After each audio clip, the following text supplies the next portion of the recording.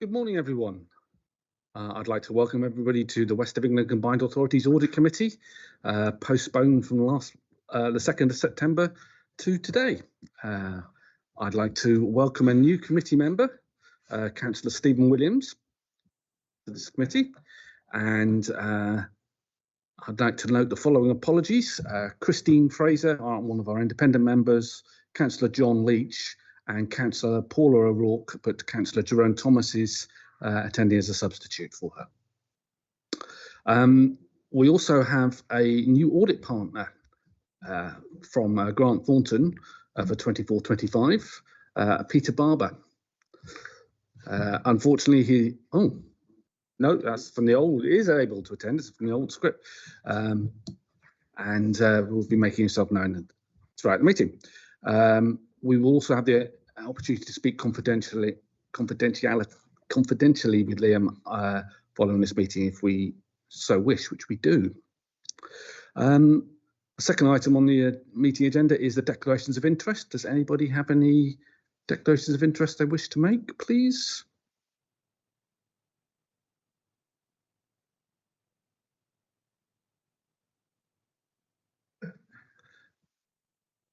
Do I take that as a no?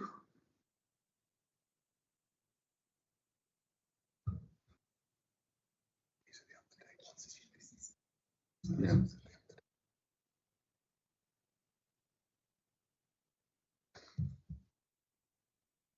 No. Stephen, do you wish to make the declaration of interest? You need to use your, can you use your mic?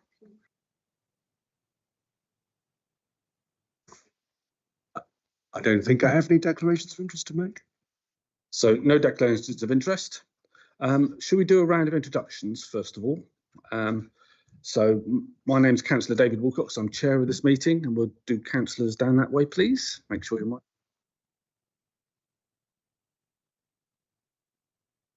Councillor Jerome Thomas from Clifton, also the acting chair of the Overview and Scrutiny.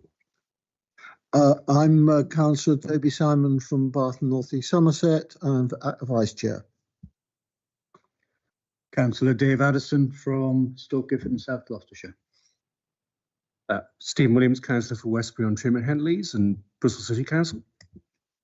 Tom Blenkinsop, Councillor for Avonmouth and Lawrence Weston, Bristol City Council. Tim Rippington, Councillor for Brislington East, Bristol City Council. Hi, Mark Hatcliffe, independent member of the Audit Committee. Good morning, Councillor Ben Burton, Councillor for Frenchy and Downend on South Gloucestershire Council. Morning, Councillor Jonathan Hacker, Stockwood Ward, Bristol City Council. Thank you, councillors. And should we do officers now, please, starting with Bob? Morning, everyone. I'm Bob Brown and I'm the monitoring officer. Morning, everybody. Stephen Peacock, Chief Executive. Hi, everyone. I'm Solange Russell and I'm the Acting Director of Finance here at the Combined Authority. Good morning, Tim Millgate, Democratic Services at the Authority and Clerk for the Audit Committee. Steve Finnegan, Financial Accountant. John Alsop, Interim Head of Finance. Tariq Rahman, Internal Audit. Good morning, committee. Pete Barber from Grant Thornton, Key Audit Partner with effect from 24-25. And Barry Morris, Partner for 23-4. And Liam Royal, External Audit Manager for 23-4 and onwards. Thank you, everyone. Now I'd like to move on to item 3, minutes of the previous meetings. To consider and approve the minutes from the meetings of the West of England Combined Authority Audit Committee held on the 9th of September 2024 and the 30th of September 2024. Do members have any comments? Councillor Simon. I'd like to move them as accurate, but there's 2 points I'd like to make, if I may. First is that they didn't appear on the Combined Authorities website for a long time after the meeting. Certainly they weren't there in mid-November, and I think that minutes of meetings should be published as soon as possible after the meeting. When I started in the civil service, the Cabinet Office has a rule that you had to be circulated within 48 hours. And that was with old mechanical duplicators.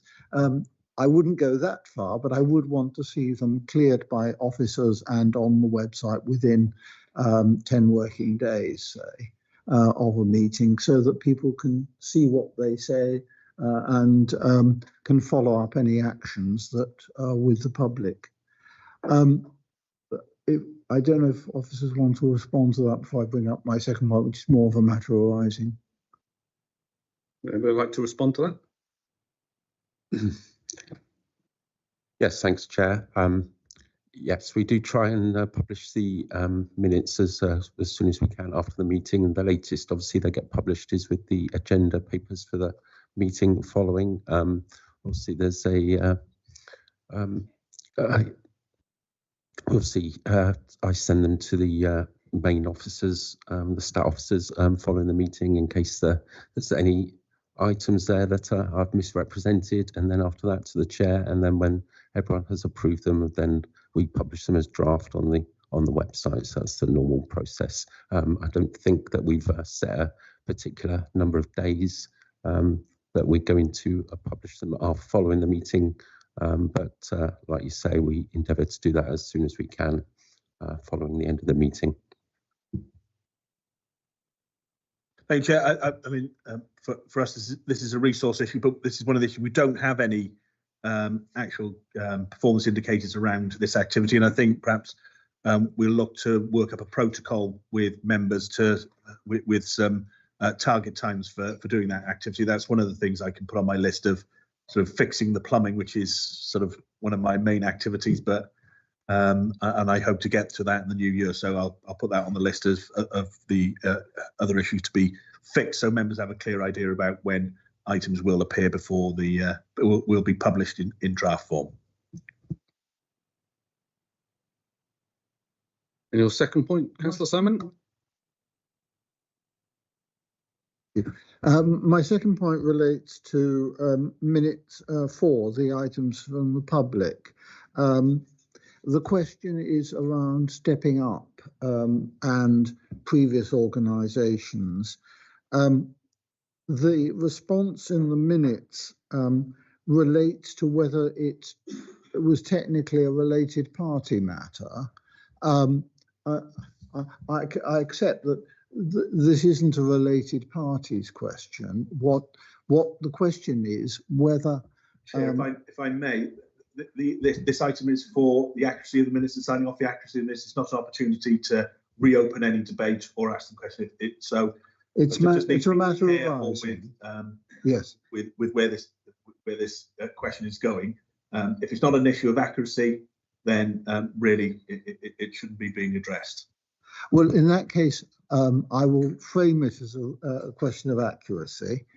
I don't believe that what I was raising was whether they were related parties in the technical sense of a related party to this organisation, for whether CIC was a related party. What I was raising was whether a grant that was passed through to Bristol City Council and the arrangements for paying for those grants needed audit review, rather than whether they technically met the question of a related party. And I still remain of the view that, particularly since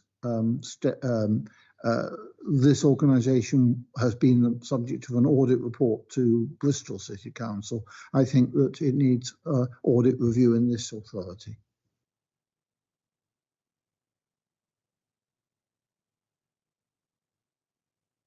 I think that's a matter that you need to take about. That wasn't an issue of clarity or of the minutes, Councillor Simon. I think you need to bring that issue up externally with the Section 73 officer. The minute accuracy point is whether I was rating related parties.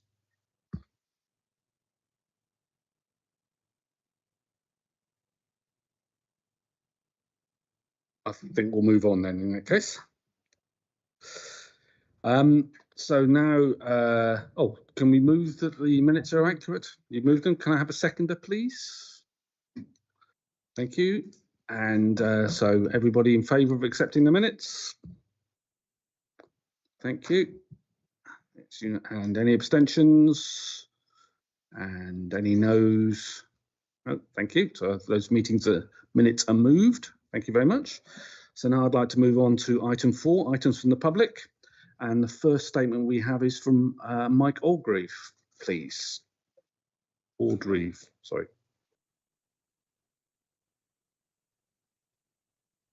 Thank you. Thanks, Councillor Simon. Actually, I don't think the minutes were a correct representation, because what actually happened, and this is related to my statement, it's about blocking public questions and actually stalling things. And what my recollection of that is that the CFO, Section 73, or whatever you want to call it, attempted to say it wasn't a matter for this committee. And I raised in my questions or statement that I thought it was a matter because it's within your terms of reference, the accounts. The question has now been answered. It wasn't actually a correct minute because that wasn't what happened at the meeting, because Councillor Simon had to remind the Section 73 that it was a matter for the committee. Then subsequently, she came back and answered my question. What we're seeing now in the latest minutes of the meeting are further delays on answering my questions, and it's getting very tiresome. I've had the same at Bristol City Council. I've had the same from the monitoring office there, who tries to block my questions by completely confusing terminology over the Constitution. Councillor Rippington and members of Bristol Audit Committee will be aware of that, because Councillor Rippington was involved in blocking my questions and statements. It's just, and when you look at stepping up, what you see is officers, senior officers from the chief exec down, bending over backwards to facilitate a programme, bending over backwards to manipulate procurement regulations and avoid them to deliver this programme. There were constant overspends and poor management. The audit report from Grant Thornton does not address the key issues of culture, contract management, as well as the perceptions of cronyism. And you need to honestly get a grip on this and look at it across the board. When the money started to run out and people started looking at Bristol City Council, the senior officers started to use Bristol Waste as a conduit for this money. And by giving free accommodation, the monitoring officer is fully aware of this. Legal officers at Bristol City Council offered to sign off agreements about this. So they gave Stepping Up CIC Limited free accommodation at Bristol Waste headquarters. They gave them back office support for free. It's a lot of dressing up with pro bono. That means just giving away public services and assets to somebody else. Then they when they failed due diligence here and then didn't meet deadlines, officers said, and Asher Craig accused them of discrimination, surprise, then they suddenly said, oh, we'll do it if you get a guarantee from somebody. Bristol Waste offered them a guarantee. In the event, these payments, which I'm referring to in my statement, were never subject to any guarantee, and they went ahead. When that guarantee wasn't forthcoming, then more money was wanted from Stepping Up. So they then got a deed of novation and got payments through a third party called Babassa. Well, what is going on here? When do senior officers say no to somebody? Well, I mean, they're saying no, in effect, to me and other members of the public all the time. We're told, go away. The responses to my questions from the Section 73 look like, you're being vexatious, go away. Can you begin to wrap up, please? I will. I don't know why you can't give me answers on what should be a simple grant payment process. Those payments should have been looked at, they should have been checked, and the disbursements should have been bona fide. If they are not, we need answers, we need them quickly. And also, I would say that we need a full investigation across Bristol City Council, Bristol Waste and WECA to look at this, because it doesn't look good. Thank you, Mike. I believe Tarek has a response from WECA to read out. Please. So during Q1, we were asked to carry out a high-level advisory review. Okay. During Q1, we were asked to carry out a high-level advisory review of the combined authorities' processes and involvements with Stepping Up. The review found that the combined authority as an entity did not hold any interest in Stepping Up. We reviewed the application review process for the first funding call of the community support funding, and we did identify areas where improvement was required, and these include declarations of conflict of interest and the parental guarantor process. Our work found that conflict of interest declarations were not in place for grant applications across the community support funding call or required within documented due diligence policy, so no apparent or recipient CSF was required to complete a declaration of conflict of interest form. We also found that a confirmation of the parent guarantor agreement for the Stepping Up application by way of a signed form was not received before the grant funding allocation was released. However, the guarantor did enter into the MCA due diligence process and show intent. Also, there is evidence to suggest that the combined authority did chase for a signed form. We recently followed up on the implementation of recommendations for the Stepping Up briefing report, and we can confirm that all recommendations have been implemented. We can't take questions at this stage, but Tarek's statement will be included in the minutes. Thank you. David Redgewell, I believe you have a statement to make, please. You have 3 minutes. First to say thanks to Stephen for getting the bus service improvement plan panel and board to work a bit better.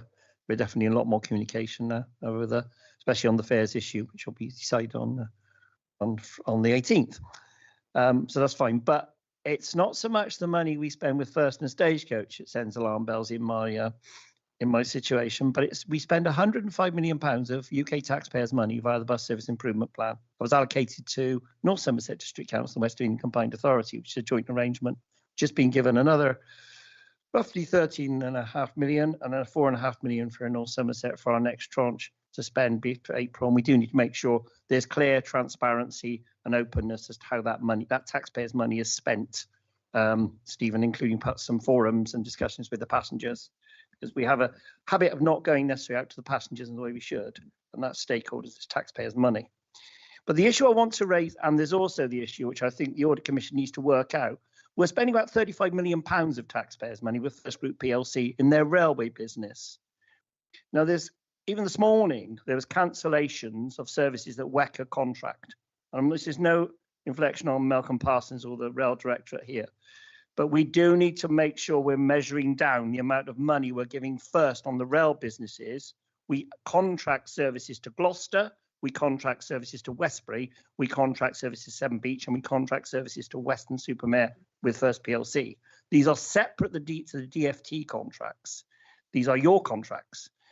And we need to understand when First cancels trains or takes trains off, that we understand we're not paying them, we're not allowing money to go out into the PLC's shareholder value or payments for services that don't run. And I flag that because councillors in Bristol are becoming concerned about level of services on the Severn Beach line. Other councillors are concerned about cancellations on the Gloucester line and on the Westbury line, and we are paying. Now, are we getting that properly audited? And are we understanding where that public money is going? And I think Malcolm's doing some of it. You need to check absolutely that we're not paying First Group for services they don't provide us in the form of a company called First Greater Western Trains Limited, trading as GWR, because GWR doesn't exist, it's actually First. So that's my first bit about rail, and we're spending a lot of money on rail, and I've not yet seen an audit report on rail. The other concern is the one that was raised at the North Somerset Public Transport Forum with Councillor Hannah Young and myself, and I'm the pasture rep there, is for this authority and North Somerset on the partnership. So the point I want to make is Westlink. We seem to have money if we're going to Cairngorm Capital and EZEC Medical, ERS Medical. But we're also not having services turning up. They're running send services under subcontracts. And we're also having now offshore call centre in South Africa, which I'm not sure how that's happened. But I would ask the Audit Commission and the auditors to look very carefully at what we're doing with Westlink. This contract runs for 1 more year, and we need to have it properly audited. There are concerns and red flags flying amongst pasture groups and there certainly was a number of users. They don't turn up when you book them, and they're certainly not there where they should be. Thank you. Thank you, David, for your statement. So that concludes the public forum section. And so we move on to item 5, which is the chair's announcements and report back from the main committee. I'd like to remind the committee that they're invited to a 2025-26 budget briefing ahead of the January committee meeting taking place on Monday, the 13th of January 2025. There is also a local growth plan informal meeting, which has happened, which was very useful. And the last meeting of the Mayoral Combined Authority Committee took place on the 20th of September 2024. Councillor Paula O'Rourke attended the meeting as the representative of the Audit Committee in my absence, and I wish to extend my thanks to her. It seems to have been a relatively simple and uncontroversial meeting where the funding from the Economic Development Fund was allocated to various projects: the Invest in Bristol and Bath service, the Metro West Phase 2, and allowing the South West Net Zero Hub to bid for projects for social housing decarbonisation. The committee also commented on the progress of the transformation agenda, which we shall be discussing in agenda item 13. So I'd like to move on to item 6, please, then, which is the Audit Committee Forward Work Plan, which Solange will be presenting, please. Yeah, hi. So this is the rolling forward work plan, which outlines a schedule of reports to be presented to Audit Committee at each of its meetings during the next year. So please note that certain reports have been presented at identified meetings in order to comply with statutory requirements, such as the Statement of Accounts. The Audit Committee is asked to review and comment on the forward plan and propose any changes or make recommendations on this proposal. Thank you. Does anyone wish to make any comments about the work plan, please?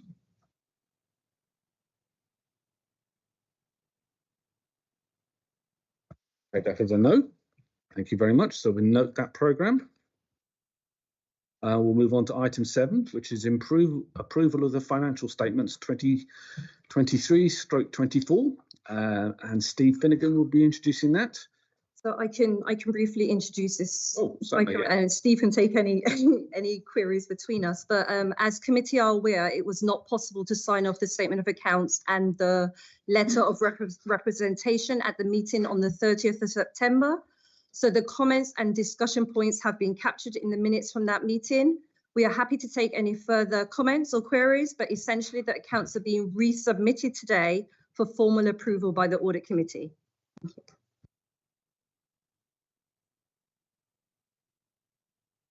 Thank you. Oh, Councillor Simon, do you wish to make some comments? Yes, I think it's important that we're consistent about dates. Are we signing, are we approving them as at the end of September, as at 6th of December, or whatever it was, or the 16th? There's one particular one that caught my eye. For instance, on page 51 of the pack, which is page 27 of the accounts, it shows Ms. Musson as current 73 officer. Now, as at the date of signing the governance statement, that probably was correct. But I think we need just to reflect that what we're approving is fully up to date. And I don't know if Steve wants to comment on that particular entry.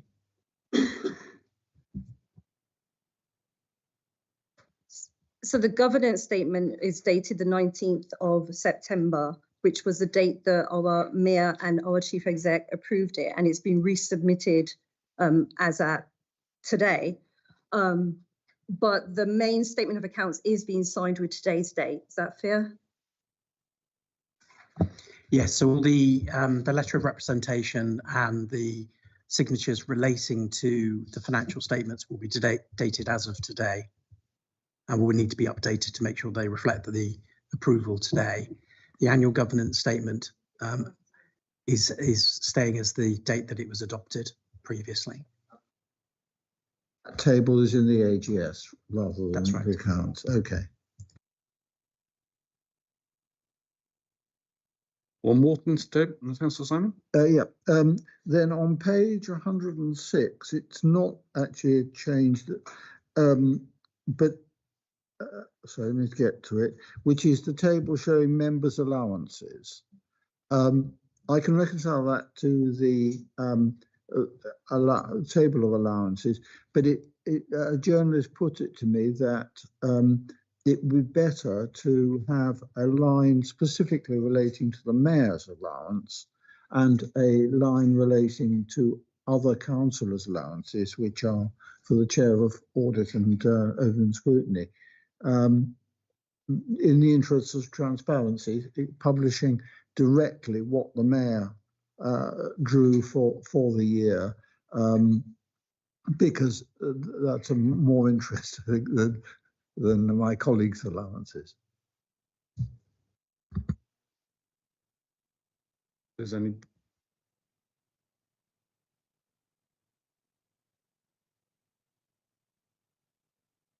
Is that something we can pick up for next time, or we can circulate after this meeting? Thank you.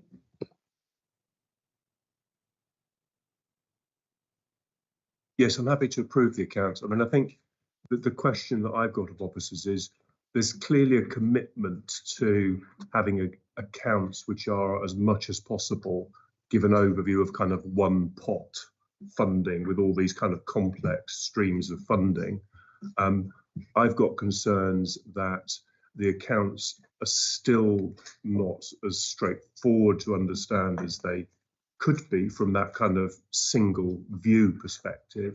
So what I'd quite like to know is how we might have a process, a scrutiny process for having accounts which are as simple as possible for that sort of one pot view of both the kind of the income statements and the capital accounts. So we have a session set up on the 13th of January, which is a joint session between overview and scrutiny and audit to go through the budget. So I think we will go through every single line of our funding streams and hopefully in a transparent way, bring you up to speed as to where we are. Thank you, Solange. Any more questions for members? No. And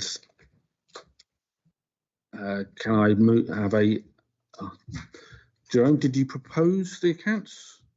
Oh, Toby's proposed the accounts and Councillor Leach, Addison, sorry, is seconding them. So can we have a vote on this one? Assume we vote. Yeah. You're approving. Yeah. Thank you. And any abstentions? Thank you. And any noes? Thank you very much. So I suggest that's approved. Oh, could we? Yeah, like to approve the letter of representation. Can I have a proposer and a seconder, please? Toby and Councillor Addison. Lovely. And so votes for this, please. Thank you. And abstentions? And no. Excellent. I think that's approved. Thank you very much. And I just want to say a massive thank you to Steve and the team who put in a lot of hours to get us to this place. So thank you very much. Indeed. Yes. Yes, I'd also like to thank the work from the accounts team on this one. So I'd like to move on to item 8, which is the Treasury Management Strategy Statement, including Treasury Management 24-25 monitoring update. And Steve Finnegan's definitely going to talk about this one. Thank you, Chair. So the 25-26 strategy builds on the foundations of the previous year and has only been updated to reflect the current economic factors, the credit risks in cash flow forecasts, with the primary objective of the strategy remaining to safeguard public money whilst generating financial returns on our cash held. We'll continue to use the list of approved investment options. The counterparties and the limits remain the same for 25-26 as last year. And we will, of course, operate within the framework of the SITFA, the Prudential Codes of Practice. I'll enclose Our Treasury advisors are forecasting bank rates to fall to 3.75% by March 26, and we have reflected this in our investment income forecast for next year of 15.1 million, and that's based on an average portfolio in the region of 370 million. We have increased the interest rate risk indicator from 1.5 million to 2 million to reflect the higher value of investments currently held. Our investments balances as at the end of October were 484 million, with capital expenditure plans currently implying no need to borrow for capital financing requirements. During 2024, balances have ranged between 382 million and 486 million, and similar levels are expected again in 2025, with the funds invested primarily to protect the capital, with investment income forecast for next year to be 20.7 million, as at the end of 25, sorry, investment income 24-25 to be 21 million. And I'm open to take any questions on the monitoring report or the next year's Treasury strategy. Thank you, Steve. Do we have any questions, please? Jonathan, Councillor Hucker. Thank you, Chair, and thank you, Steve, for your report. I've got a few questions and a comment as well. I noticed that the approved counterparties include unsecured investments in building societies. I presume that any building society that the authority placed money with would possess a suitable gold-plated credit rating. Is that correct? That would be correct, yes. We have credit ratings as part of our strategy. It's one of our risk indicators as well. So it would be A-rated. And in figure two states that the authority can invest in unrated corporates. I'm interested to know why the authority would want to invest in unrated corporates. Isn't it risky to invest in an unrated counterparty? Yes, that's a very good point. We don't have any current plans for any investments there. And if we were to venture down that route, we would obviously do a number of due diligence, and it wouldn't be without the advice of our Treasury advisors. Thank you.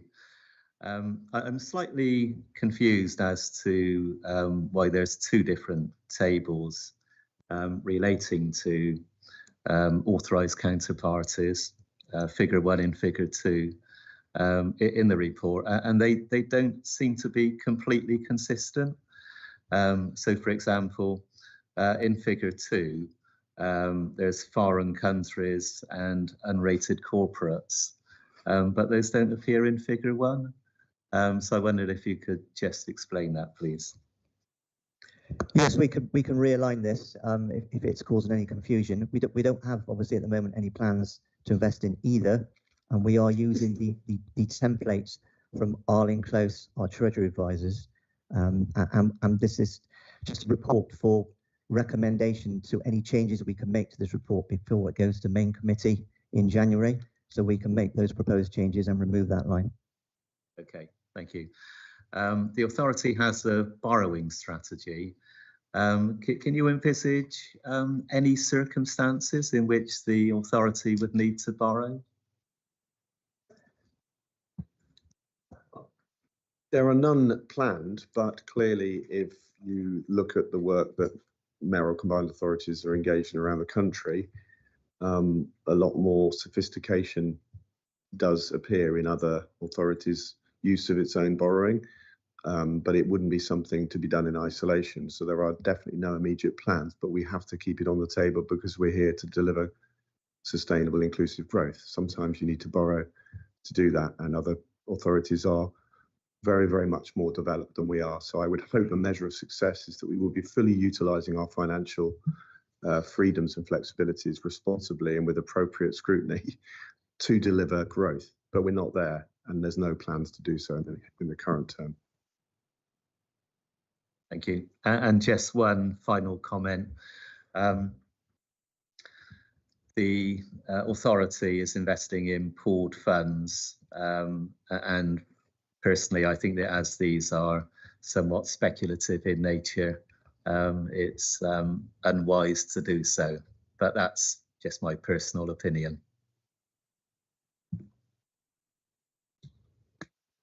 Thank you, Councillor Hucker. Any more questions? Councillor Bleckensop. Thank you, Chair.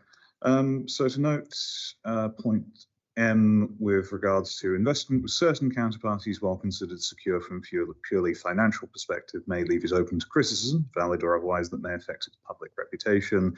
The note on not having an ESG strategy. Now, obviously, recently there have been some concerns around the Avon Pension Fund and where they are investing, which I will not reiterate. But it would be good to know what action that might be taken to avoid us to avoid that kind of harm and reputation to the authority's public image when it came to investing in, let us say, controversial areas such as, but not limited to, weaponry. Yes, in terms of Treasury investments with any of those kinds of organisations, we are currently drafting an ESG policy. We've been working very closely with our Treasury advisors, Arlene Close, on that. They have, in fact, already done some work relating to our pooled fund investments.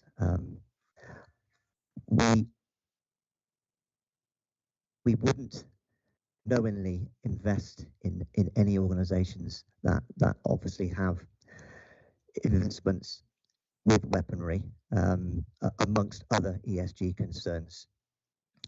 We are hoping to bring to next audit committee our findings on our ESG work and our draft policy, which we are looking to embed into our Treasury strategy for next year.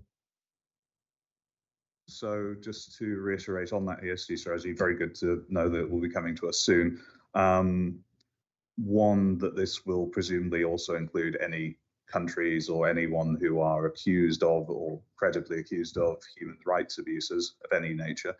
And secondly, will there, as part of that ESG or the general Treasury management strategy, be provisions in divesting as soon as possible, where we do invest into a fund and then it is found that they are relying on sources which are less than savoury? Will there be a strategy to get rid of that as soon as humanly possible? Yes, there would be. The majority of our pooled funds currently are holding a capital value of less than what we purchased them for. Although over the last 2 or 3 years, as we have been receiving such a surplus investment income, we have been building a Treasury earmarked reserve, which will cover any shortfalls if we do need to sell them relatively quickly. So we do have that covered. Thank you very much. Thank you, Councillor Bleckensop. Councillor Simon.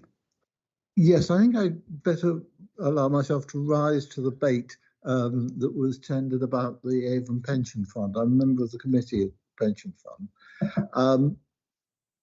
We had a meeting on Friday and agreed that we would do further work to look at contested investments. But it just because somebody says that they don't like a particular investment doesn't mean you can disinvest immediately, because we have a fiduciary duty to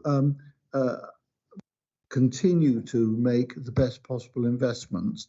And some companies come with potential downsides as well as upsides. And that would apply to this authority as well. Just because somebody contests a particular investment doesn't mean that it's automatically should be excluded or divested from.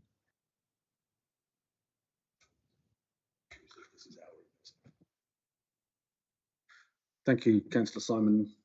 I don't think does anybody need to comment on the Avon Pension Fund? I don't think that's part of the WECA's remit, really, is it? Yes, I'll just respond very briefly by stating that I was not intending to single out the Avon Pension Fund or to imply anything about its workings, simply to use this as a point of recent controversy.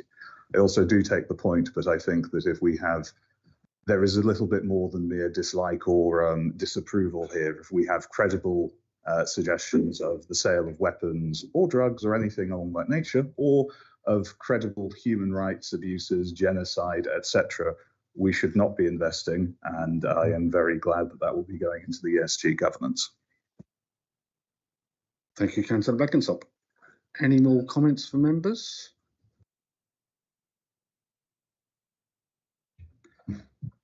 Being looked at by an officer, it looks like they want to speak. So, do you want? No, it's just I was anticipating the next agenda item.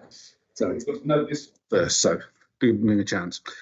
So the recommendation is that we note these two things. So the Audit Committee notes the Treasury Management Strategy for 2025-26 and recommends any amendments prior to it being submitted to the January 2025 West of England Mayoral Combined Authority Committee for approval. And note the Treasury Manager Monitoring Update to 31st of October 2024, prepared in accordance with the SIPFA Treasury Code of Practice and the Treasury Management Indicators. So consider that noted. Next, we'd like to move on to item 9, which is the MCA Non-Treasury Financial Strategies, which I believe John Alsop is going to introduce. So John, would you like to go ahead, please? Thank you, Chair. Good morning, members. So this paper follows on from the previous Treasury Management Strategy paper and puts forward 3 other financial strategies for 25-26 for the committee to review and comment on before going to the main MCA committee for final approval in January. Members may recall that we brought the non-Treasury investment strategy for 24-25 to this committee in September. This 25-26 version covers the principles which the combined authority will follow in making financial and commercial investments that are not covered in the Treasury Management Strategy. And this may include service investments, such as providing loans or investing in equity in local businesses or joint ventures which support the combined authority's regional or corporate priorities. The 25-26 version is substantially the same as the 24-25 version, except that it highlights the work being done to develop the wider MCA investment strategy and will set out a high level framework for how funding allocations should be agreed in alignment with strategic priorities. It also gives more detail than the 24-25 version in the MCA's actual and potential investments, including a proposed loan of £6.5 million to the BTQ LLP, £10.5 million to set up the proposed Green Growth Western Impact Fund, and £29 million of repayable funds made to constituent councils, largely for land acquisition and homes development. The other 2 papers appended to this report are new. The capital strategy, which includes a summary of all the other strategies, but also sets out how much the combined authority is spending on capital, both the combined authorities own against their own capital programme, but also towards those owned by other bodies, such as constituent councils, and how that is to be funded. And finally, the MRP statement, which sets out the MCA's policy to put aside resources to pay off any debt incurred to fund capital expenditure. It should be noted that the MCA, as discussed earlier, does not currently have any debt, and there are no immediate plans to do so. Templates used for each of these 4 documents were provided to us by our Treasury advisors, Arlene Close, and ensure that we are compliant with the Prudential Code and with government guidance. Happy to take any questions. Thank you, John. Any questions? Councillor Hucker. Thank you, Chair. Yes, thank you for the report. I note the report states that the authority is able to make loans of 13 million, limit of 13 million to local businesses.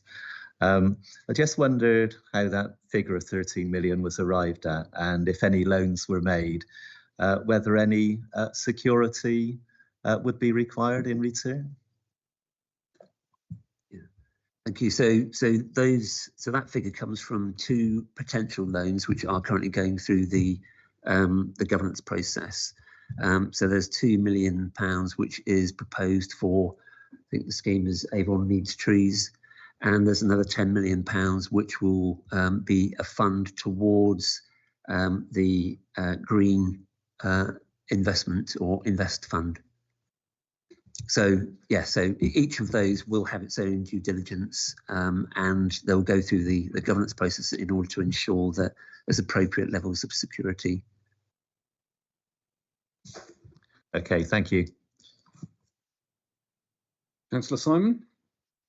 I think John mentioned a loan to Avon Needs Trees. And for the record, I don't think it's a declaration of interest, but for the record, a colleague of mine on Bath and North East Somerset is chief executive of that organisation. Thank you for that, Councillor Simon. Any more questions for John? Councillor Bleckinsop. It's a very small one, just checking on the asset disposal. We have no plans to receive capital receipts in the coming financial year. I assume that's for the foreseeable future in general. There will not be any issues with the finances in the near future, not just next year, but the years to follow, that we anticipate any need to sell off anything. No, not at this stage. Okay. I just like to check these. Thank you. So I think we could move to a vote on this. So 2 recommendations: that we consider the draft MCA non-treasury financial strategies for 2025-26 and suggest amendments in advance of submission to the MCA committee for approval. Are we making any amendments that we want to force? No? Thank you. And then we actually make a recommendation to the MCA committee to formally approve the amended strategies. So can I have a proposer, please? Councillor Bleckinsop, and a seconder, Councillor Thomas. And can we move to a vote to approve, please? So that's ready. And any abstentions, please? 1 abstention. And any noes? Against? Nope. Thank you very much. So I think we've approved that. Yeah. Thank you very much, John. So I'd like to then move on to item 10, which is the internal audit report for 24-25, and Tarek Rahman will be introducing that, please. Good morning, everyone. So delivery of the annual audit plan as approved by the audit committee at the March 2024 meeting of the committee is now well underway. The performance summary table shows the status of audit work as at 31st of October 2024. It records the status of work as either complete, work in progress, or scheduled for Q4. For the planned work, i.e. that work that was approved as part of the annual audit plan, 3 audits are now recorded as complete. A further 7 are recorded as work in progress. However, to date, we are pleased to report that the fieldwork has been completed on 5 of these 7 work in progress audits. These are now at the draft reporting stage. A remaining 4 audits are due to take place during Q4 between January and March 2025. 2 of the audits completed and reported within the committee papers carried an overall assurance opinion of limited assurance. Firstly, the audit review of project management quality assurance, wherein 3 high-risk weaknesses were recorded. And secondly, the review of starters, levers and post changes, wherein 1 high-risk weakness was recorded. The findings of the starters, levers and post changes audit review were largely positive. However, we identified that the employee's right to work documentation is not checked and verified prior to commencing employment. Failure of an employer to verify an employee's right to work documentation before they start their role could lead to a number of potential implications as detailed in the report. The management response to both of these audit reports was positive, and all recommendations have been agreed to be implemented across both engagements. A follow-up of the audits will be carried out in due course, and the outcomes will be reported to this committee. As per the performance summary, follow-up reviews for the work carried out in the previous financial year, i.e. 23-24, began in September 2024 and will continue into January 2025. We will continue to provide quarterly updates to the Section 73 officer on the status of implementation of audit recommendations. We are pleased to report that all recommendations from 7 out of 8 audit reports followed up have been fully implemented. For the remaining 1 report, which is the counter fraud and corruption piece of work, 2 out of 4 recommendations have been implemented and new dates agreed for the remaining 2 recommendations. Finally, since the last update to the committee, 1 grant certification has been completed and this met the conditions of the grant's terms and conditions. Further grant certification work continues throughout the year with the Social Housing Decarbonisation Fund scheduled for December, which is now work in progress. That's everything from me. Thank you very much, Tarek. Does anybody have any questions for Tarek? Councillor Bleckenshop.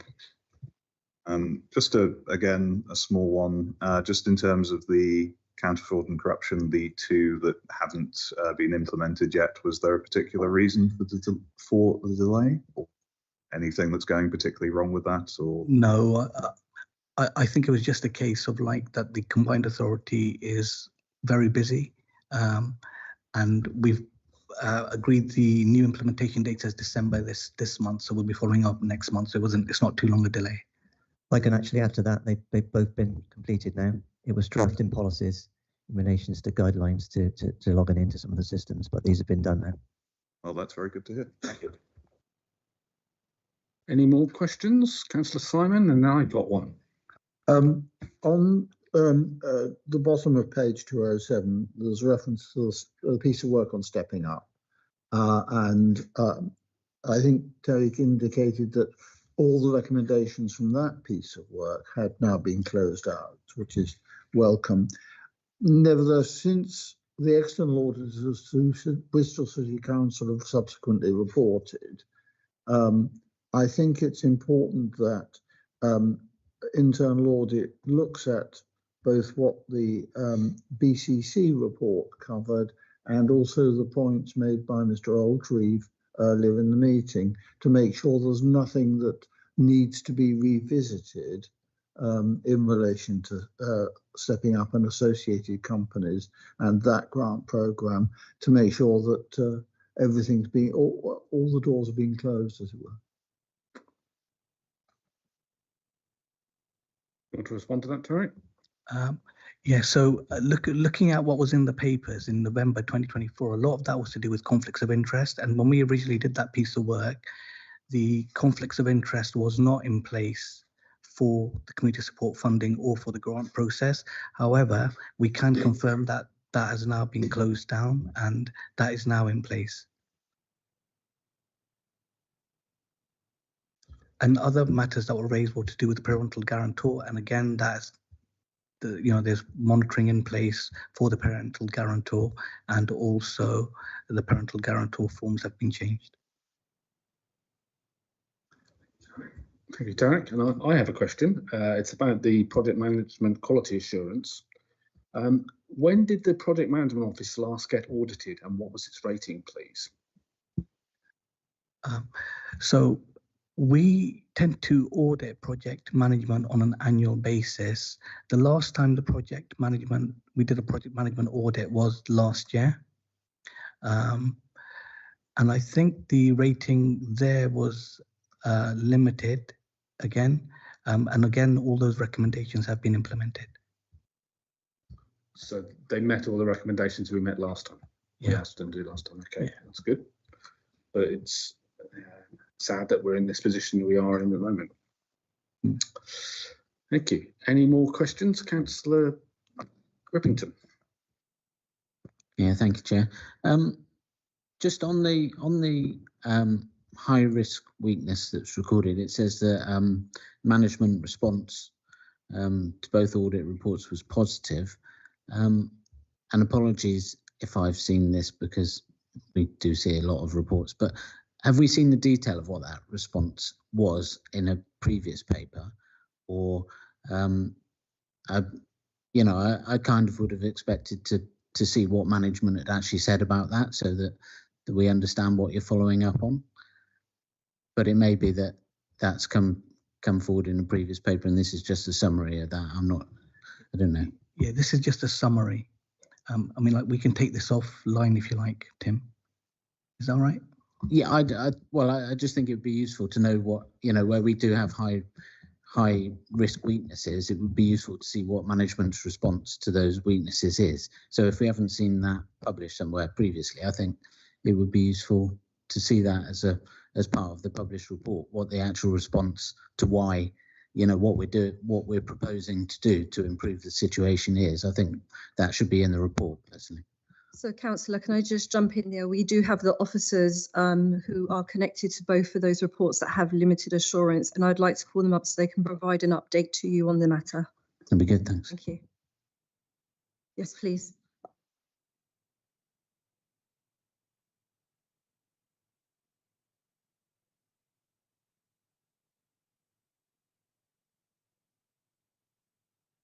Could you introduce yourselves before you start speaking, please? Absolutely.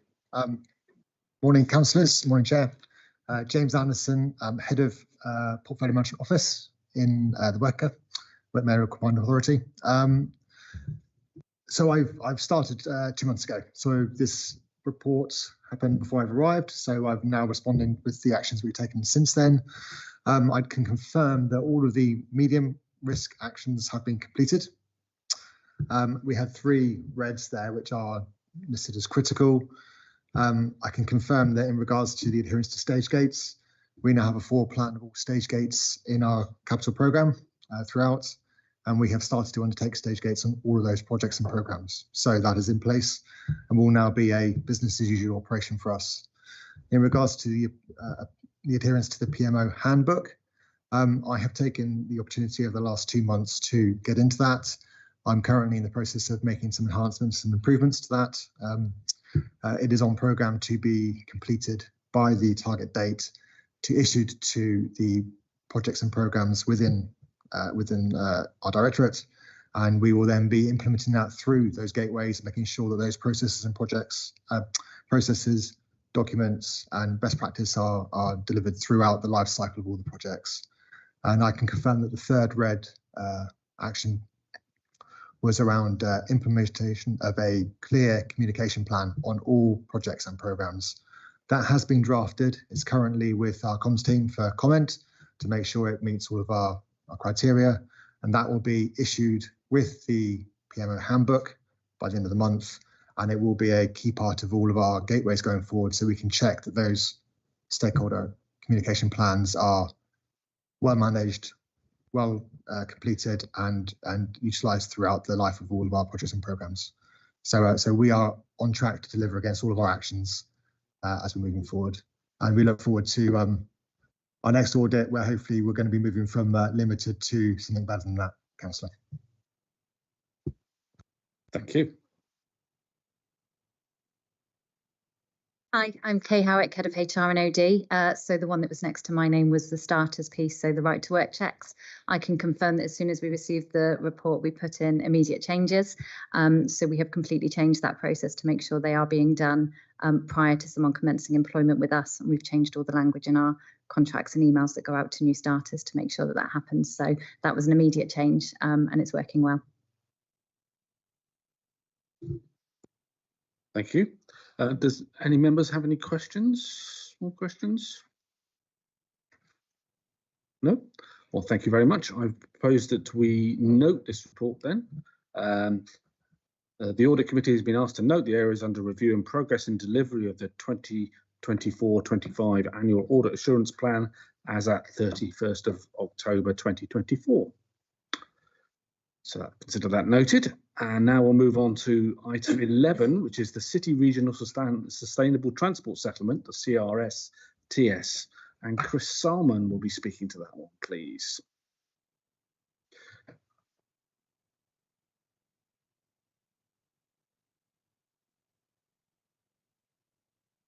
Good morning, Chair. Good morning, councillors. Yes, my name is Chris Salmon. I'm from the Transport Directorate. And just to give a bit of context and background to this, You'll remember that in a previous audit committee meeting, there was an update on the CRSTS, that's the City Region Sustainable Transport Settlement Programme by Malcolm Parsons. Malcolm sends his apologies today, so I'm here in his stead. And the purpose of today's item is to update Audit Committee on the acceleration programme for CRSTS.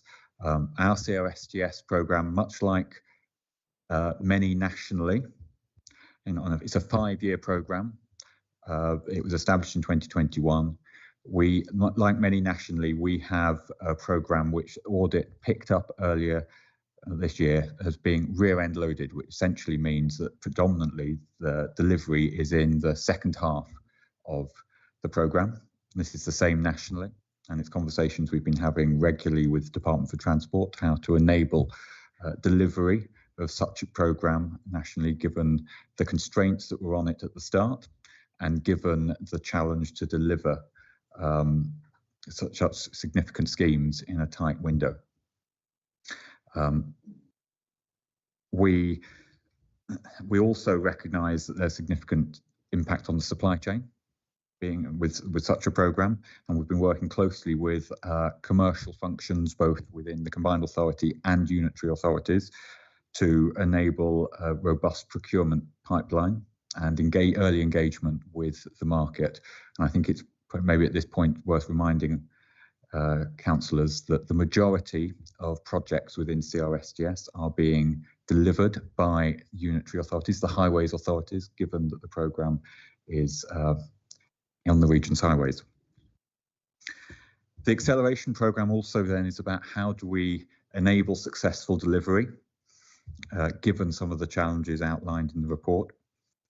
And we have, over the past few months, had a series of workshops with unitary authorities, officers, and brought forward a package of proposed works to our chief executive officers in the autumn, which were signed off, which includes activities such as early works funds, funding projects that outline business case. This is the stage where economic appraisal is done, options are identified, which then enables some early works to be carried out where there's perhaps non-traffic regulation orders works, or where you perhaps get surveys or work with contractors on design certainty to de-risk some of these projects.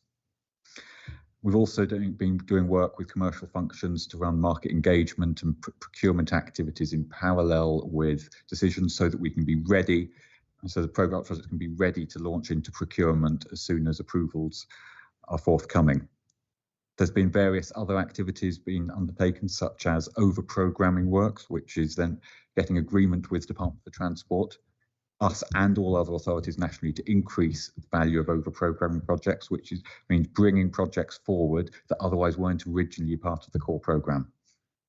This work is underway and continuing, and part of the assessment of the existing core programme is to work out which over-programming projects we bring forward depending on delivery challenges of the core programme.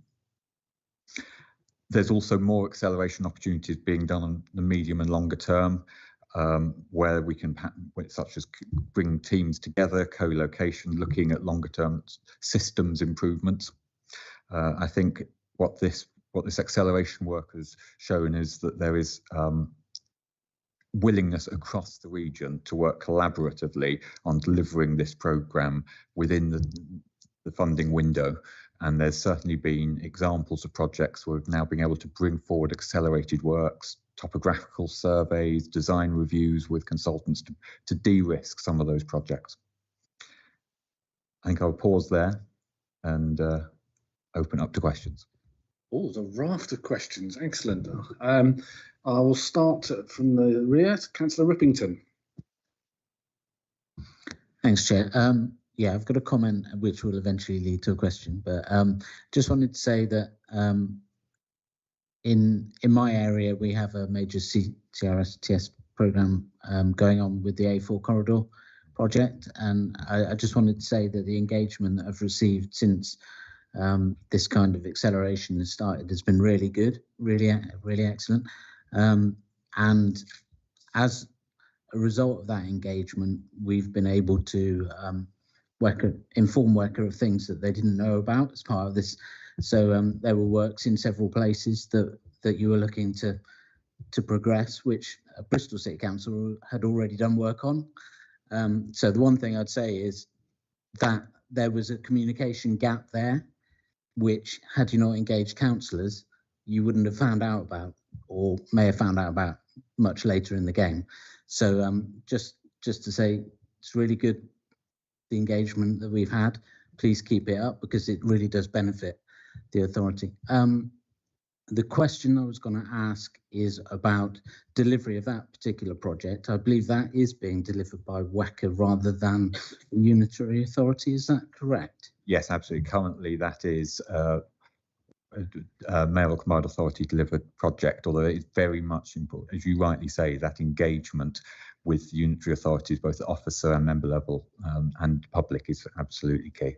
Okay, and the one concern that obviously has been ongoing with all this delivery coming in the second half is about the availability of people to actually do the work. If you're going to end up doing work across multiple projects in the last year or so, can you once again reassure us that you're doing everything you can to make sure that A, the contractors are available to do the work, but B, also that having all these projects take place at the same time is not going to seize up our city, if you like?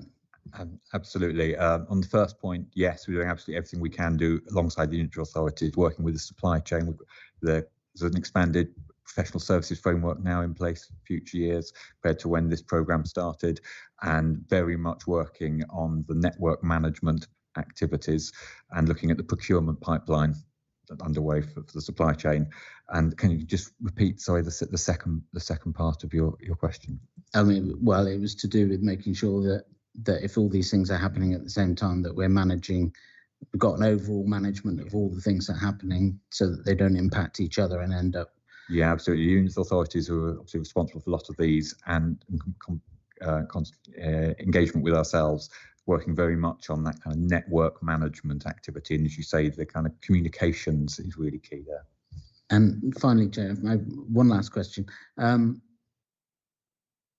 the event that there is a CRSTS 2, are we already planning things that could go into that to make sure that we don't end up doing the same thing again, which is delivering everything at the end of that programme? Yeah, so I think it's a relevant question right nationally. We're engaged with the Department of Transport, who recognise that this is a matter that's not just a regional issue, and they recognise that there's things that could need to be considered about what's put in place to support future programmes for infrastructure investment to enable forward planning. Thank you, Councillor Repington. I hope you haven't hoovered up everybody else's questions there. Councillor Bleckensop. Thank you, Chair. I will be moving on to the exciting world of procurement, because if I didn't ask this, a fellow colleague at Bristol City Council would never forgive me. So looking at the procurement and indeed the legal implication risks, I do note that we're under quite a lot of strain, or it seems to be under quite a lot of strain when it comes to procurement. And while there is some discussion around the risks of procurement not quite going according to plan, I'm a little bit worried that there seems to be no mention of potential breaches of procurement law. So it would be very good to have some reassurance that there will either be staff dedicated to this area, or there's some kind of very firm plan in place to prevent this, because it looks very much as if, considering the amount of procurement that will have to be done at the same time with short notice, that breaches or lapses in procurement law could happen quite easily. So that's a bit of a worry on my part, and it would be good to know what we have in place for it. If I can just come back on that, I mean, obviously the majority of these projects are taking place within local authorities, so they are effectively accountable for ensuring that they deliver, and part of the overall cost of CRSTS, which we can constantly looking at, is when we're considering the commissioning of those projects that are being done in a local authority, do we factor in all of the costs? We obviously want them to. We want to make sure that if there is a consequence in terms of needing to add to their procurement department, that they they make sure that that money is part of the business case. So it is the liability sits with the individual organisation. As I think it's 18 out of 21, isn't it? Yeah. Numerically, I know the value of each project is different, but 18 of the 21 projects in CRSTS are being delivered through local authorities. So that's where most of those procurement challenges lie, and we have to assure ourselves, obviously, that they're carrying out the procurement properly, but at the same time they have accountability and they can put the costs into their ask, and we encourage them to do so when they put their business case together. That's good to hear, and so presumably we will be on top of the remaining 3 then. Well, yes, you'd think we would have fewer to manage, so we should know. I mean, one of the questions I think underlying your point is that sometimes procurement, you have to take a risk-based approach to everything, and it's making an appropriate level of risk. Chris, taking an appropriate level of risk with transparency, with scrutiny. There is a point about early works, for example, where we're not going to breach procurement rules, but we will be taking, having to take views about, well, if we're doing survey works or we're doing, whether it's ground clearance, whatever it is, there's always a risk to look at, which is what if that project then doesn't go ahead? But we think that we've got that balance right, because the alternative is you sit back and you do nothing, and same until you've got everything lined up and then the time has passed. And on procurement, there is a bit of that as well. There are absolute rules, but there's also interpretation. And there are some examples, which I won't go into here because they're commercially sensitive, where custom and practice and the rules are slightly out of line. So everyone is doing certain things in certain ways, as Chris and I know, and Bob. And we need to constantly ask ourselves, is belt and braces, is locking down the risk to zero really always the best thing to do? Because we could spend no money and be very safe. The point about CRSTS2 is critical to that as well, because if we were worried about overshooting, then you'd start to slow down. Just at the moment, we need to be speeding up. And DFT is absolutely clear, at least in encouraging us to imagine a world in which there will be a future without guaranteeing it. So there you go. There's the civil service. We've got to kick on because we're in an acceleration phase, but we're also approaching that moment where possibly an auditor might tell me to stop. So there's that balance as well. It's a risk-based world, I think, what we're saying. Understanding the risks, but so in your considered professional opinion, we are treating the risk of procurement, breaching procurement law with the seriousness it deserves, and we are on top of it. We're not intended to breach procurement law. I appreciate we're not intending to, but we're in a position where we're checking it. We are actively checking it. Okay. In fact, more or less every week, Bob and I do exactly that. That's very good to hear. Thank you. Can I ask at this point, can we list the 3 projects that the West England Combined Authority is actually in charge of delivering for a CRSTS or CRSTS? Chris, you do it? Yeah, absolutely. So we've got the Bristol to Bath, or BBS Strategic Corridor, A4 corridor, the M32 corridor, and then there's some step-free stations activity and so accessibility work. Broadly speaking, it was agreed with the local authority partners that where a project took place in one unitary authority geography, they should lead. Where it was a regional project or cross boundaries, we lead. It's simplistic, but that's more or less how we came to that understanding. Thank you. I think that's useful. Councillor Williams. Thank you, Chair. I noticed that I'm the new person here, so I might be asking a question from a position of ignorance. No such thing as a dumb question. Well, it might be. The conclusion says that the programme's at a critical stage with significant risks to delivery, but nowhere in the 15 pages does it enable me as a member of this committee or a member of the interested public to know what projects might be at risk or what the quantum of the financial risk to the combined authority or to the unitary authorities might be. Are we at risk of losing some of this £616 million? It's the most significant thing the combined authority does. It completely dwarfs the annual investment pot. But nowhere in the report does it tell me what I now know there are 21 projects, but it doesn't say that in the report. And I don't know which, if any, are actually at risk of non-delivery or delayed delivery. And I think in order to aid public understanding, it would be good to have some more narrative on that. I mean, one of the things we do is to the main committee provide regular updates, which is where all the projects are listed. And Chris will correct me, but I believe we've given an overall view on the profile of spend, which is the number one issue if you're talking about risks. The risk is starting from having no transport delivery capability, and that made us unusual, because other places had been around longer or had bigger programs. This organisation, as you can clearly see, has had to scale up, even though the delivery is majority happening in the local authorities. This organisation, this place, having 616 million, it's a big step up. So that is the big risk. We report against each project at the committee. We have the change control process at that committee. If there are any gaps and areas which are right for audit committee to look at, we can certainly bring something back. But that's the biggie, and it's managing the portfolio of projects and programs which themselves move around because of facts on the ground, politics, stuff that you want to do but which gets slowed up, which means you need to potentially introduce projects from your reserve list. When do you do that?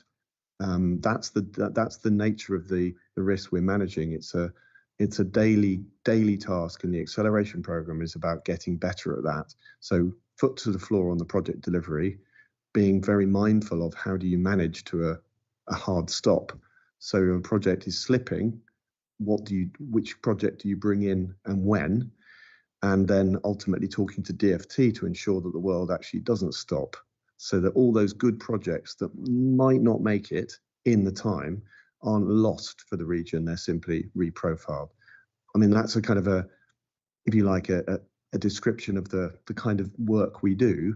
How to frame that for audit committee, we can talk about what would be helpful for you, but perhaps maybe by reference to what's already going to committee on a regular basis. Well, that's very interesting. Doesn't really answer my question. I now know that there are 21 projects, and David, because you asked, we now know which 3 are the responsibility of the combined authority itself. It would just be interesting to know what all 21 are. The fact that it's gone to another committee, which we are not members of, isn't necessarily helpful. But if we could have a list of what they all are and what the risks against each project might be, I think that would be useful.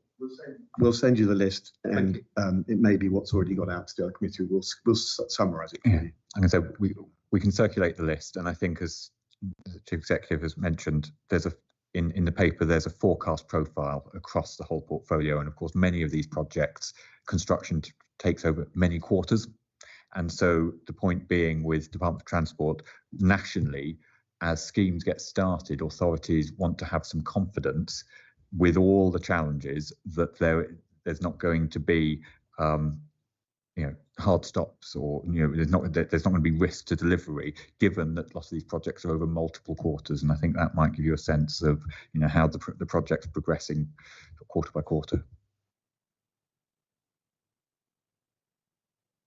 Councillor Simon, I believe you had a question. No, Councillor Thomas. Thank you very much. Just for a bit of extra context, Chris, you didn't say what your role was, and could you say what Malcolm's role is as well, please? So yes, Malcolm Parsons is the interim lead of capital programs within the Transport Directorate. My role has been previously currently head of Transport Directorate Planning, getting the department working, making things happen, and I'm supporting Malcolm in his role and the CRSTS.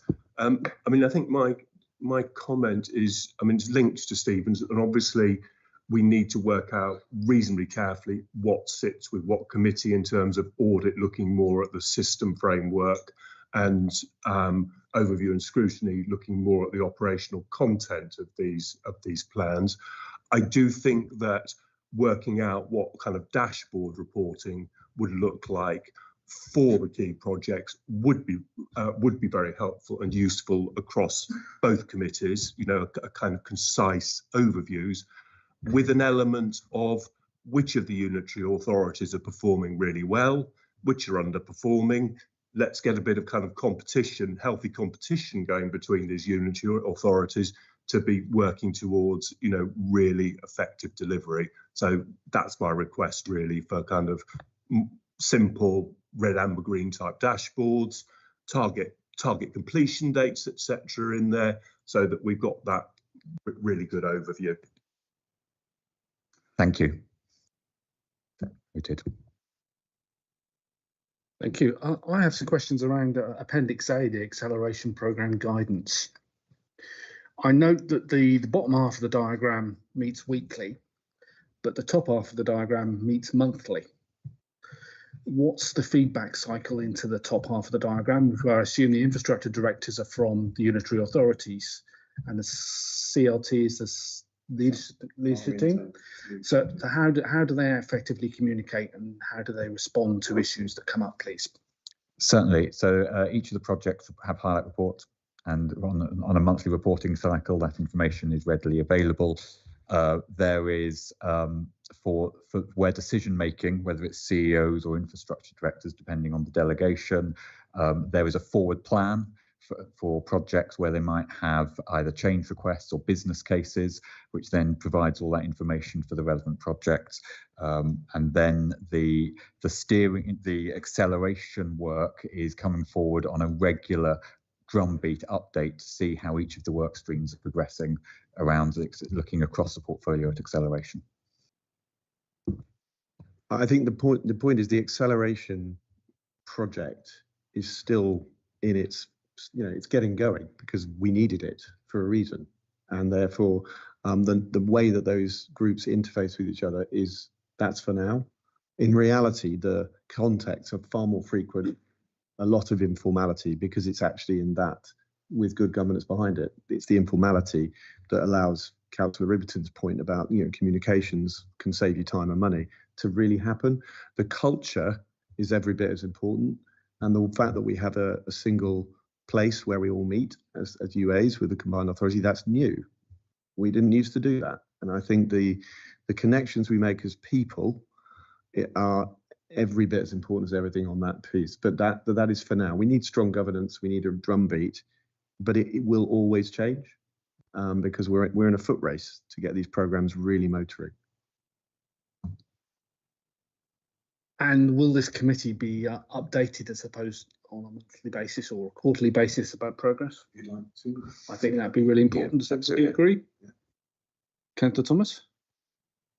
Not necessarily, because I think it's, audit is much more about governance arrangements, and the overview and scrutiny is more about the operational side. So I think whatever happens, we need to work out the crossover so that we're not duplicating work and it's sitting in the right place. So both committees get informed. Yeah, that'd be really useful, I think. Excellent. Any more questions? So we have to note this, and so I'd like to formally note that the work underway to de-risk through Project Acceleration the region's City Region Sustainable Transport Settlement Programme. So duly noted. I'd like to move on to item 12, which is the Health and Safety Improvement Plan update, which Nicola Rose will be introducing. All right, in minutes. Yeah. Thank you. Welcome, Nicola.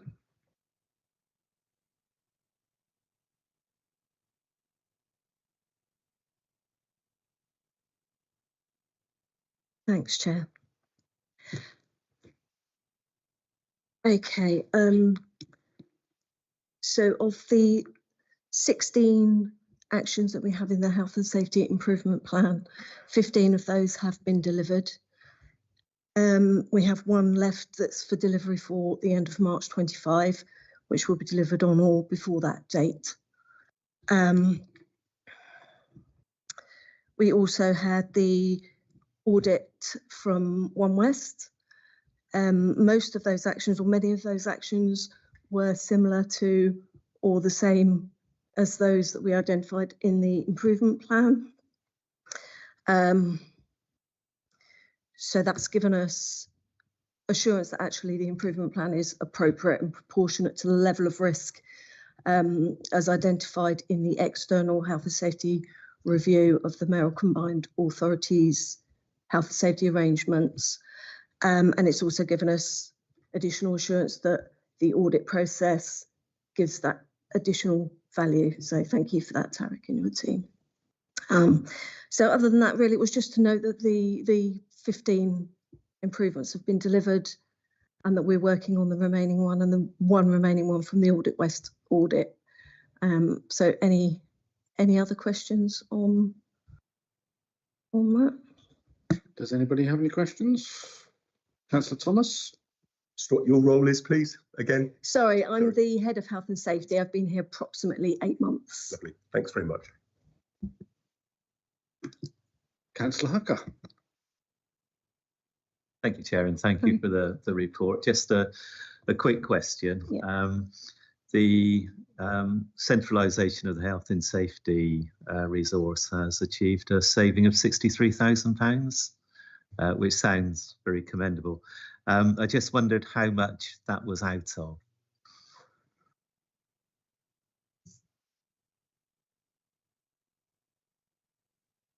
Sorry.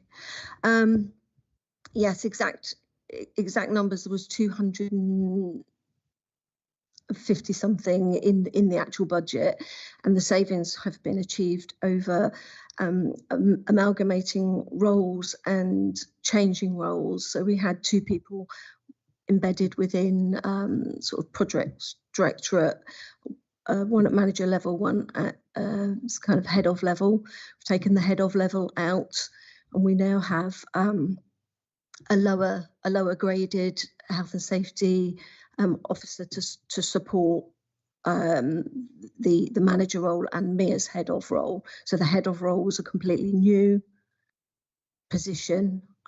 So it was with that, and then also with the decision to wait to see as we go into the delivery phase of the projects what's needed in terms of CDM and health safety report going forward. So those are the initial savings that we've managed to make, and I think that was in response to a challenge that we received a few months ago.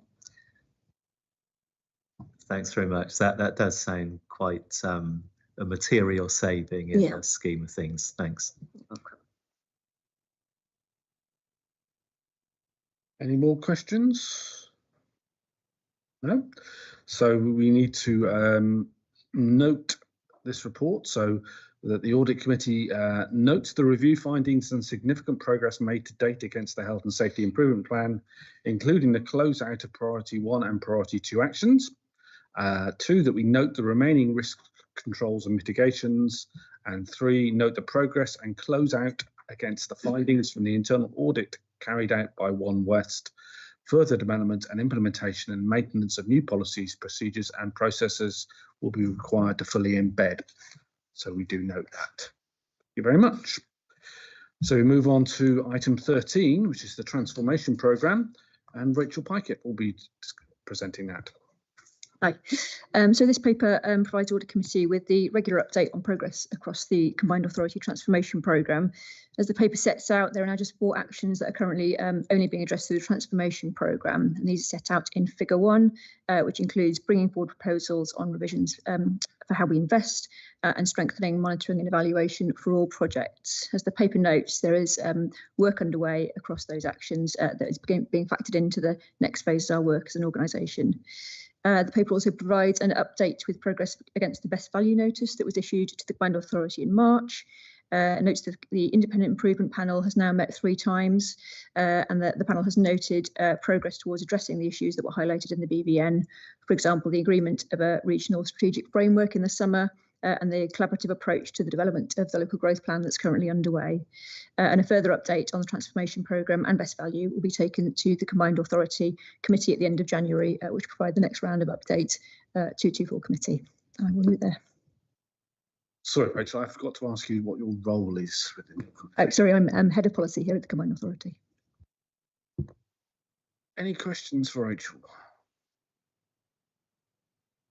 Councillor Thomas?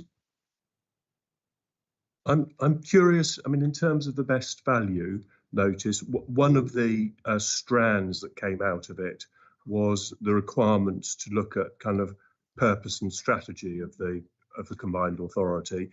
And I haven't really seen any kind of clear sort of work plans around that particular strand of the kind of the best value notice approach. Hi, Major.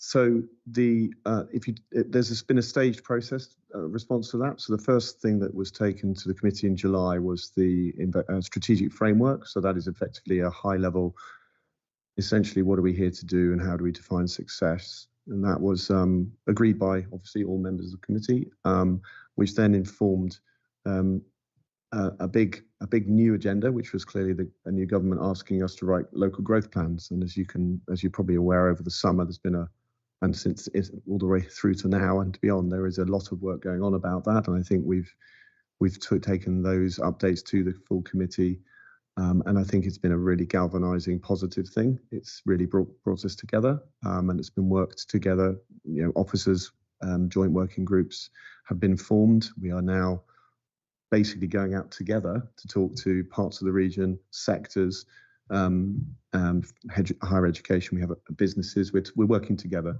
and then that will come back to the committee for an update again in January. And in parallel, we are working on an investment strategy.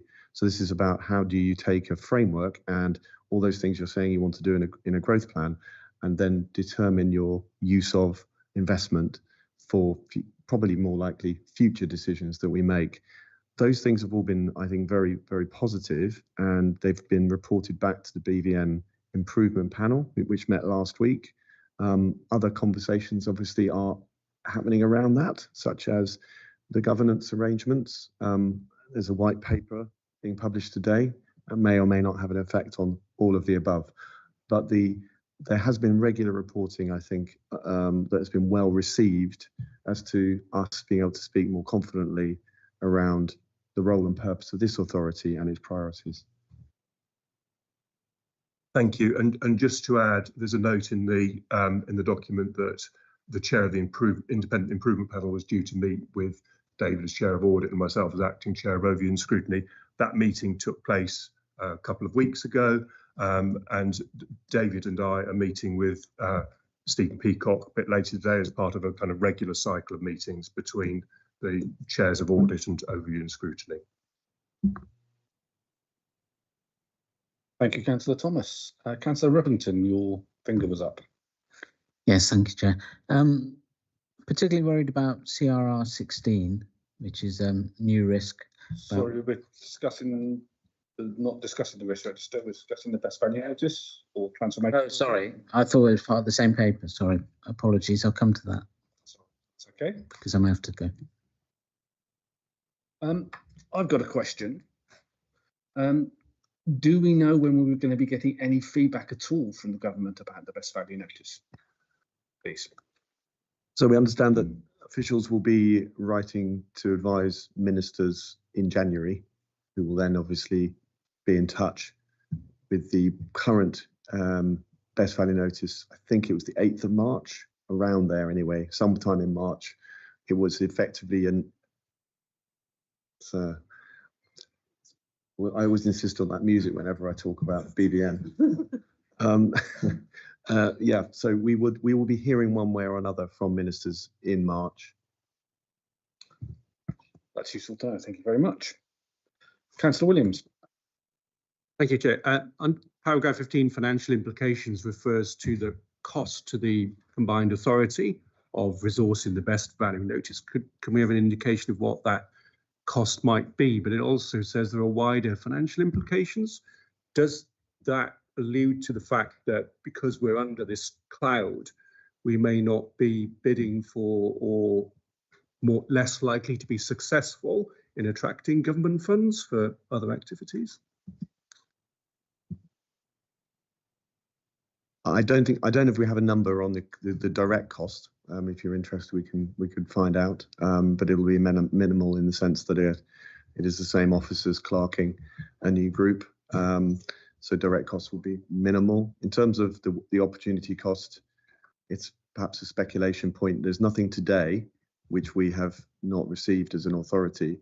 There clearly is an element of the new devolved landscape, which we all, I think, are aware that there are proposed to be some restrictions on authorities who are in or have recently been in best value notice from progressing to the next stage of the devolution settlement, which is clearly something we're very motivated by in terms of getting out of BVN, because the single settlement, which is again something that will be discussed, I'm sure, nationally today when the Deputy Prime Minister talks to it, is something this region needs to take advantage of, and we can't at the moment, and that's something that motivates all of us as officers.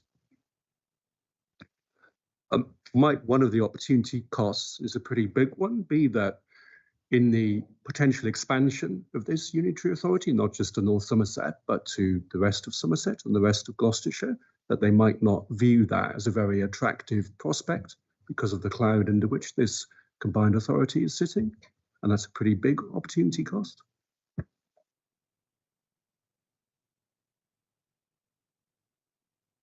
That's a statement rather than a question. Thank you. So I think we can move to noting your quotal statement. That the Audit Committee notes the further progress across actions that remain open within the Mayoral Combined Authority Transformation Programme, and note the work that the Independent Improvement Panel is overseeing to ensure progress against the best value notice received by the Mayoral Combined Authority. Thank you. So well, now we can move on to the Corporate Risk Register on item 14, and Abby Evans will be presenting that. Abby, could you introduce yourself and give your role, please? Good afternoon, members, and thank you, Chair. My name is Abby Evans. I'm Governance and Delivery Assurance Manager here at the Combined Authority. I'm presenting item 14 today. We're looking to note and seeking comment on the Corporate Risk Register, the eagerly anticipated Corporate Risk Register. I think we've got questions waiting, which is good. So in terms of risk management updates since last quarter, work has been undertaken to implement a robust approach to risk management across the organisation. Since the approval of the revised corporate risk framework and the new risk appetite statements that were approved at MCA committee at the end of July. So additional training sessions and guidance have been developed internally to deliver and promote that framework and assist in its practical application. We have recorded training now available on our intranet for all staff, and further interactive e-learning is in development with our HR learning and development colleagues. We're co-designing training which will be rolled out early in 2025 to share more learning more widely. We're also working really closely with our health and safety colleagues. You heard from Nicola earlier about running risk assessment workshops to help staff identify hazards and likelihood and the severity of harm and all the appropriate control measures along with that. So the Corporate Risk Review Group has met 3 times, is made up of senior risk representatives from each of our directorates. They review the registers and vet and assure the content that we're sharing today.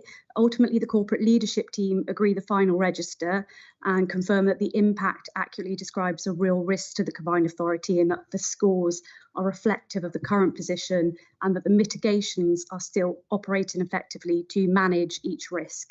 So with the latest corporate risk register, there are 10 high-scoring risks, and Appendix 1 within the report provides that overview. On page 258 of the report, there's further details on each risk, and from 259 onwards, you'll see that detail. But of those 10 risks, we have one risk, CRR 14, which is currently rated as significant with the highest risk score of 25. This is around the delivery of the CRSTS programme funding and its projects. And as you've heard earlier today, a renewed response is underway with the CRSTS Accelerator workstream, and the associated controls and mitigations are in place or planned to reduce the residual risk scoring on that. And Chris shared with us about we talked in detail about de-risking under delivery earlier in today's agenda. There is one new risk that's been newly added to the Corporate Risk Register, that is CRR 16. Public transport operational costs, including supported bus services, may exceed the current budget, and this could affect the sustainability and quality of transport services. That may mean that the MCA may have less influence over where, when and how transport services are delivered in the area, and a number of mitigations have been put in place in our plan to reduce that risk impact. So there have been changes to the control measures across the whole portfolio. It's important to note that the risk registers are live.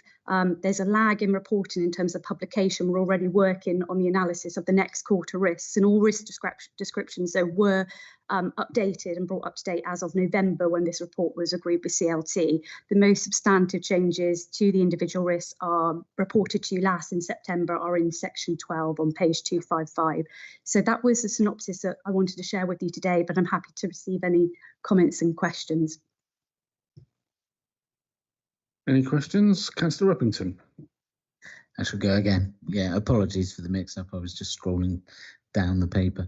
CR16, I'm presuming that this is referring to costs after existing contracts have finished, because presumably our existing contracts are fixed and therefore we know how much they're going to cost in terms of supported bus services. So is this in terms of renewing those contracts that we're concerned there's a risk that we won't be able to fund all the existing contracts? It includes current, but yeah, I should say Stephen is a risk owner, so I'll allow him to give the insight over. Yes, you saw my name on the bottom of that one, didn't you? Obviously, we don't currently have an executive director for transport, so I am directly owning this risk.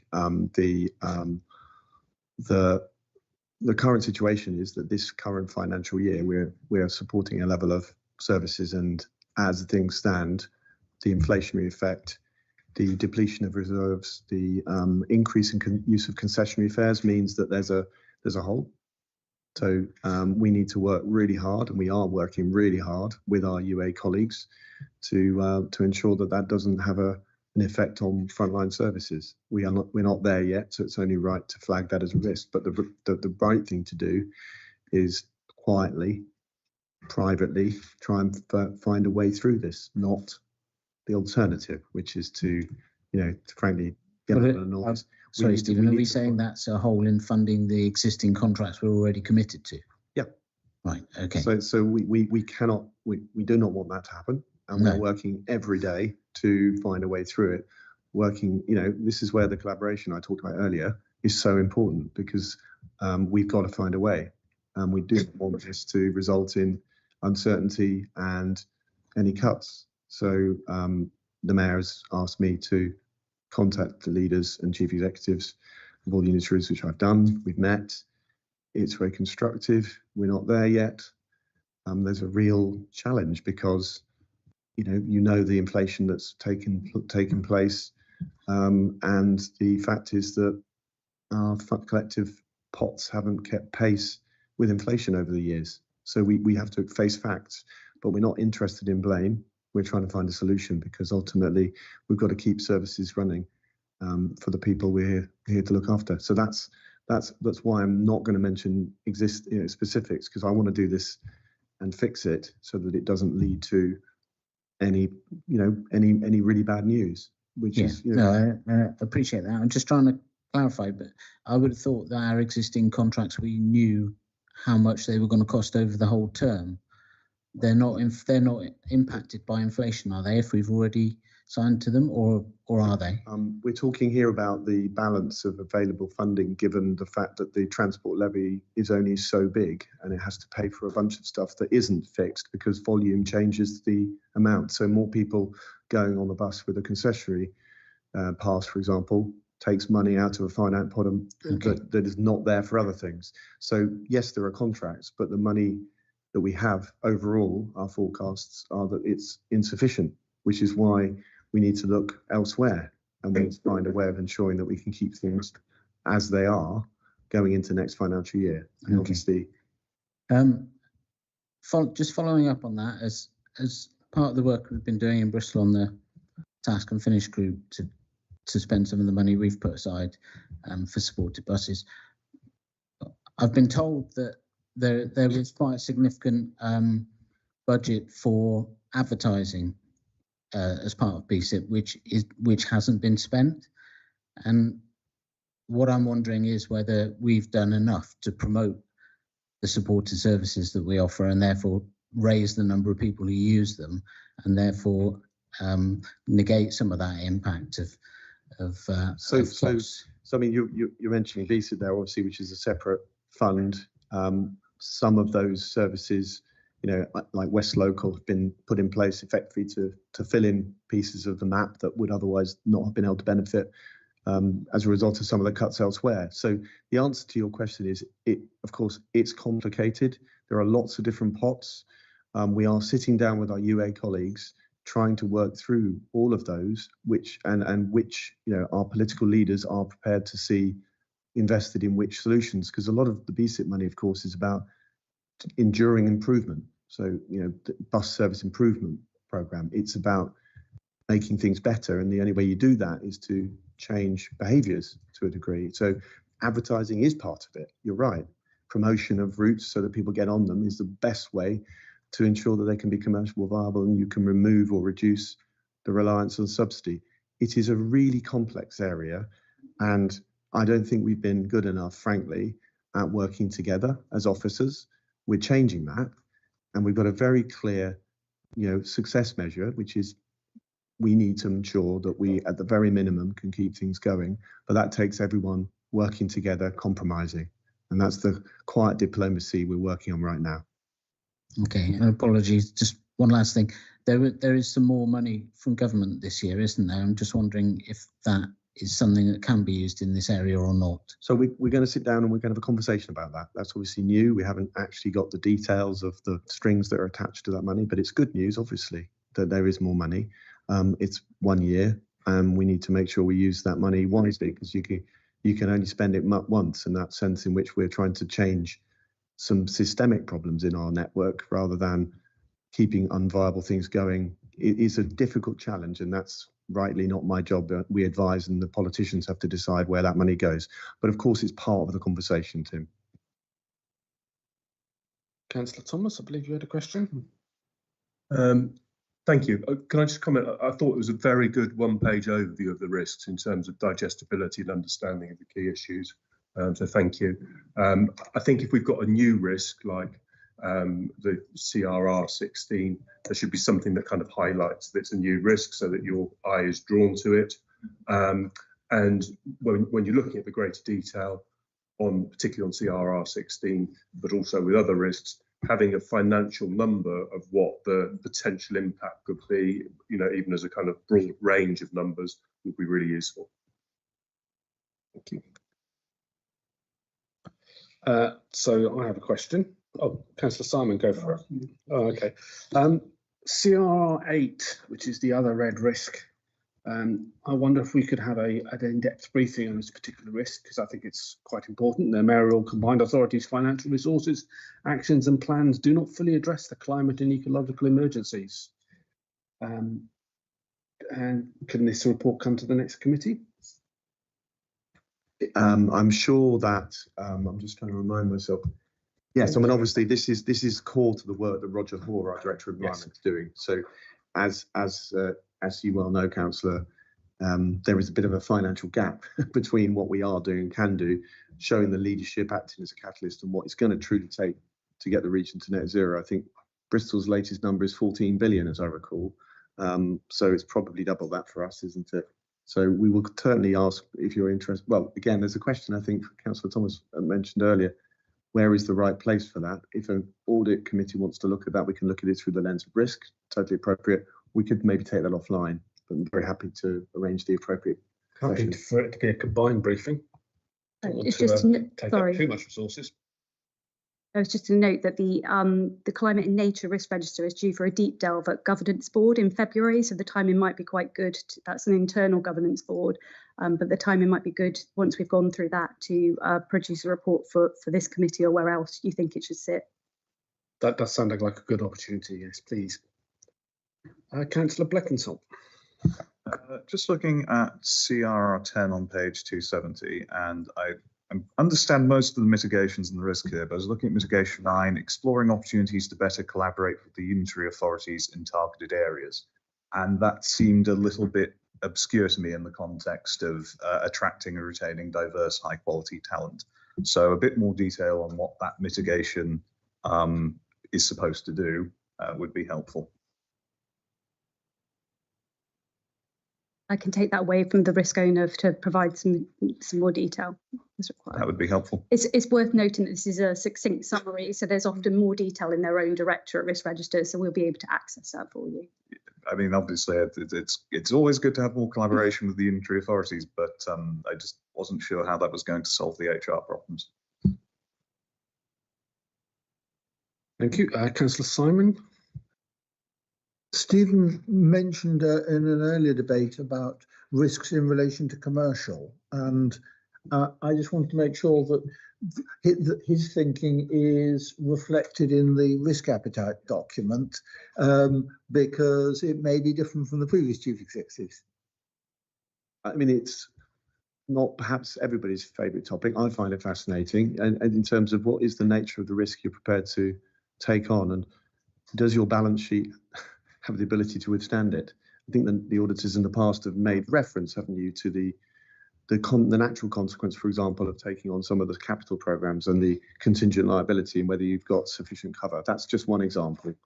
You might also look to the entire funding model of a combined authority, where we receive a £1 million flat cash a year core funding, and yet next year our budget will see us predict to spend over 400 million. Our entire funding model is interesting, which is of course why that single settlement is so important in my opinion. So you're right, it's an ever evolving and actually very interesting question. I don't know how you would like to touch on it, but I would be really up for a conversation about it on another day.